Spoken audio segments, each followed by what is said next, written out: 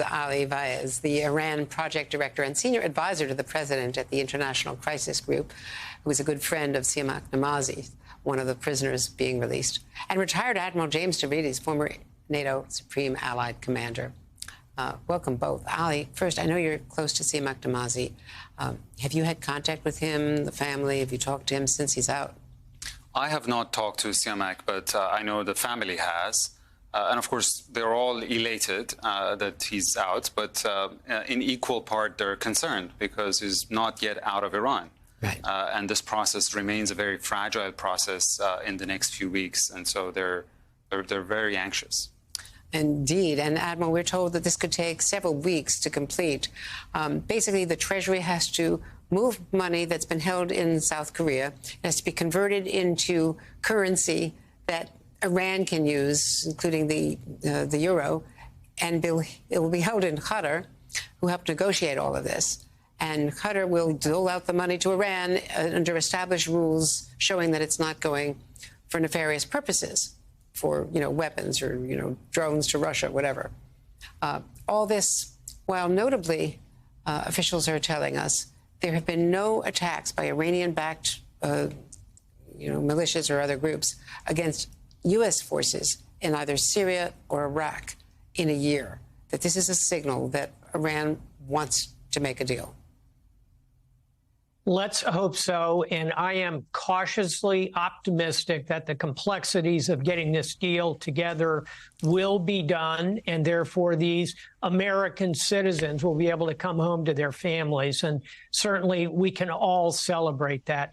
What we ought to be a little bit worried about going forward is, does this put Iran on a course where they think snatching an American could lead to good outcomes for them? We've got to make it very clear to them that that is not acceptable behavior. They snatch, for example, oil tankers in the Arabian Gulf and are holding several of them right now. So we've got to be smart about how we approach Iran in this circumstance. But bottom line, we're all going to be very joyful when these Americans come home and are reunited with their families.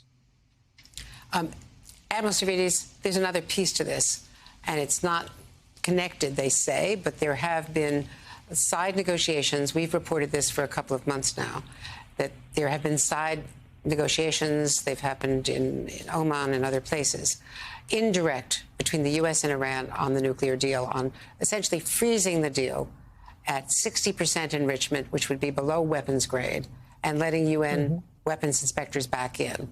Already, we've heard from Israel that this is not acceptable. It's still too dangerous, but it would lengthen the so-called break time, which is now down to a matter of days or hopefully just a few weeks. But it's gotten very, very tight because of the technical advances they've made since the Trump administration canceled the deal in 2018. Indeed. And of course, now we're all a lot more expert, having watched Oppenheimer over the last couple of weeks.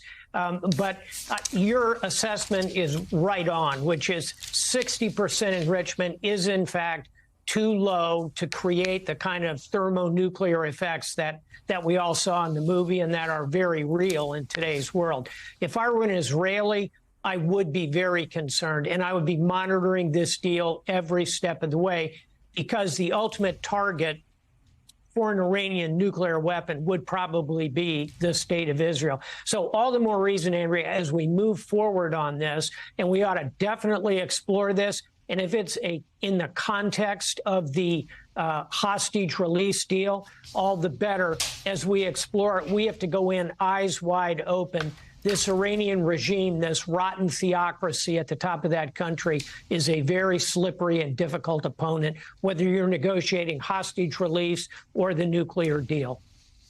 And to pick up on that, Ali, the Republicans are already crying foul. This was Iranian money that they were permitted under sanctions for oil that they were permitted to sell to South Korea and some of our other allies. And during this whole period of sanctions, were permitted by, several administrations to put into an account. And now that is being released.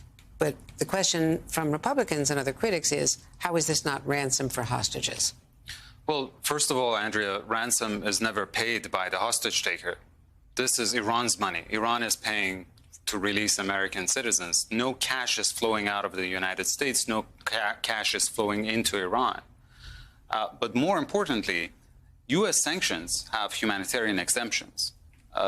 And all the administration is doing is basically it's conforming implemented U.S. policy to existing U.S. laws.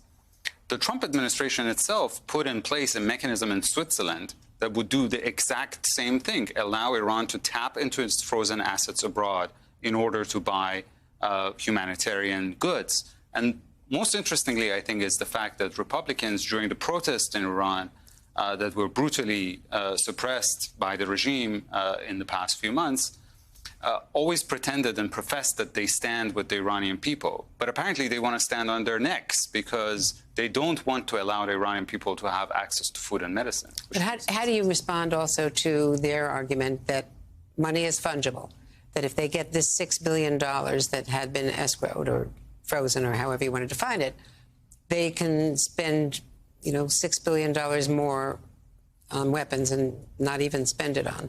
So then, in other words, they're against the principle of humanitarian exemptions because they're saying Iran should not have been able to use its own money for food and medicine. And I would like them to say that very clearly to the Iranian people. But also, Andrea, look at the track record. Iran, after 5 years of being under maximum pressure sanctions, has become more repressive at home, more aggressive in the region. It is on the verge of nuclear weapons, as you said. And the Admiral is absolutely right. It is also as much of a destabilizing force in the Middle East as it has ever been. There was no shortages of bullets and anti-riot gears during the protests. So to hold on to marginal benefits of sanctions and to leave Americans behind, I think is just irresponsible. And I think the Biden administration has done the right thing here.